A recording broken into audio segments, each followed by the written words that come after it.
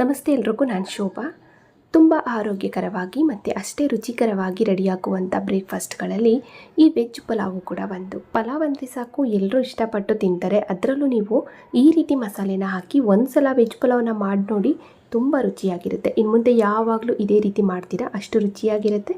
ಖಂಡಿತ ಟ್ರೈ ಮಾಡಿ.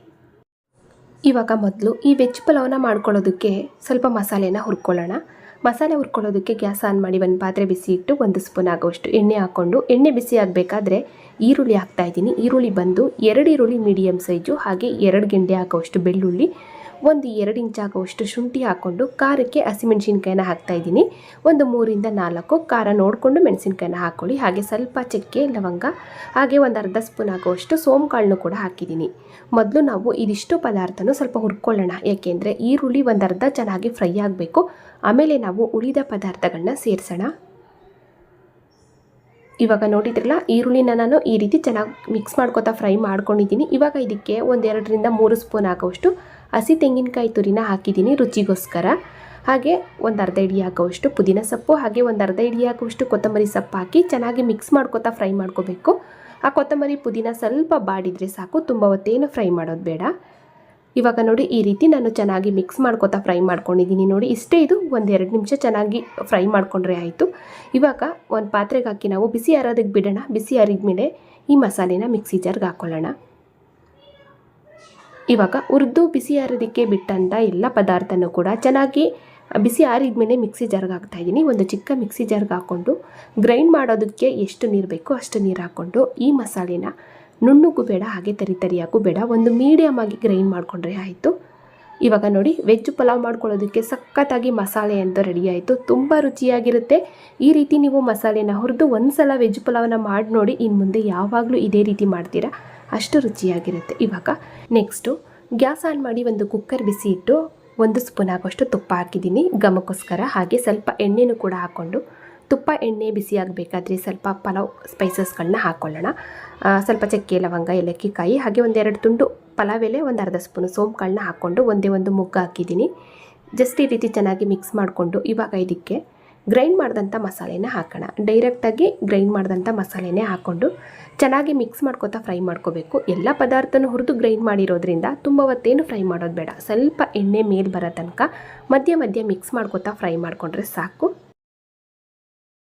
ಇವಾಗ ನೋಡಿದ್ರಲ್ಲ, ಈ ರೀತಿ ನಾನು ಮಸಾಲೆನ ಫ್ರೈ ಮಾಡ್ಕೊಂಡಿದ್ದೀನಿ. ಇವಾಗ ಇದಕ್ಕೆ ಧನಿಯಾ ಪುಡಿ ಹಾಕ್ತಾಯಿದ್ದೀನಿ 1 ಸ್ಪೂನ್ ಆಗುವಷ್ಟು, 1-2 ಚಿಟಿಕೆ ಹಾಕುವಷ್ಟು ಅರಿಶಿನ ಪುಡಿ ಹಾಕ್ಕೊಂಡು ಚೆನ್ನಾಗಿ ಮಿಕ್ಸ್ ಮಾಡ್ಕೋಬೇಕು. ಇಷ್ಟೇ ಪದಾರ್ಥ, ಬರೀ ಧನಿಯಾ ಪುಡಿ ಮತ್ತು ಅರಿಶಿನ ಪುಡಿ ಹಾಕ್ಕೊಂಡ್ರೆ ಸಾಕು. ಚಿಲ್ಲಿ ಪೌಡ್ರು ಏನೂ ಹಾಕೋದು ಬೇಡ. ಖಾರ ಬೇಕಂದರೆ ಸ್ವಲ್ಪ ಚಿಲ್ಲಿ ಪೌಡ್ರ್ ಹಾಕ್ಕೊಳ್ಳಿ. ಹಸಿಮೆಣ್ಸಿನ್ಕಾಯಿ ಹಾಕಿರೋದ್ರಿಂದ ನಾನು ಚಿಲ್ಲಿ ಪೌಡ್ರ್ ಹಾಕಿಲ್ಲ ಅಷ್ಟೇ, ಅದೇ ಖಾರ ಸಾಕಾಗುತ್ತೆ. ಇವಾಗ ಚೆನ್ನಾಗಿ ಮಿಕ್ಸ್ ಮಾಡಿಕೊಂಡು ಇದಕ್ಕೆ ತರಕಾರಿಗಳನ್ನ ಹಾಕೋಣ. ಎಲ್ಲ ಥರದ ವೆಜಿಟೇಬಲ್ಸ್ಗಳನ್ನ ಹಾಕ್ತಾಯಿದ್ದೀನಿ. ಕ್ಯಾರೆಟು 2 ಕ್ಯಾರೆಟು, ಚಿಕ್ಕ ಸೈಜು 2 ಕ್ಯಾರೆಟ್ ಹಾಕ್ಕೊಂಡು, ಸ್ವಲ್ಪ ಹುರುಳಿಕಾಯಿ ಅಂದರೆ ಬೀನ್ಸ್ ಹಾಕ್ಕೊಂಡಿದ್ದೀನಿ, ಮತ್ತು ಒಂದು ಮೀಡಿಯಮ್ ಸೈಜು ಗೆಡ್ಡೆಕೋಸನ್ನು ಕೂಡ ಹಾಕಿದ್ದೀನಿ. ಸ್ವಲ್ಪ ಹಸಿ ಬಟಾಣಿ ಹಾಕೋಣ, ಇದ್ರೆ ಹಾಕ್ಕೊಳ್ಳಿ, ಇಲ್ಲಾಂದರೆ ನೀವು ಒಣಗಿರೋಂಥ ಬಟಾಣಿನೇ ಸ್ವಲ್ಪ ನೆನೆಸ್ಕೊಂಡು ಹಾಕ್ಕೊಂಡ್ರೆ ಆಯಿತು, ಅಥವಾ ಬಟಾಣಿನ ಸ್ಕಿಪ್ ಮಾಡ್ಬೋದು. ಇವಾಗ ಟೊಮೊಟೊ ಹಾಕಿದ್ದೀನಿ. ಟೊಮೊಟೊನೂ ಕೂಡ 2 ಟೊಮೊಟೊ ಮೀಡಿಯಮ್ ಸೈಜು.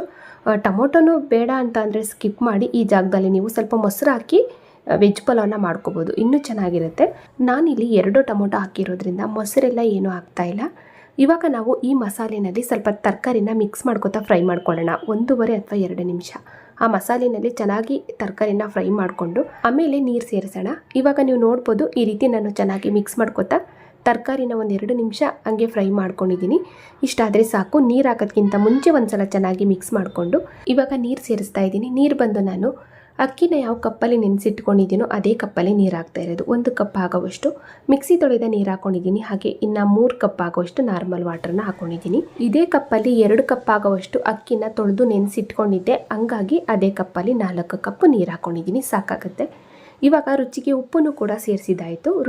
ರುಚಿ ನೋಡಿಕೊಂಡು ಉಪ್ಪು ಹಾಕ್ಕೊಳ್ಳಿ. ಇವಾಗ ಒಂದು ಸಲ ಚೆನ್ನಾಗಿ ಮಿಕ್ಸ್ ಮಾಡ್ಕೊಳ್ಳೋಣ. ಮಿಕ್ಸ್ ಮಾಡಿಕೊಂಡು ನೀರನ್ನು ಕುದಿಯೋದಕ್ಕೆ ಬಿಡೋಣ. ನೀರು ಚೆನ್ನಾಗಿ ಕುದಿಬೇಕಾದ್ರೆ ನೆನೆಸಿ ಇಟ್ಕೊಂಡಂಥ ಅಕ್ಕಿ ಸೇರಿಸಿದರೆ ಆಯಿತು.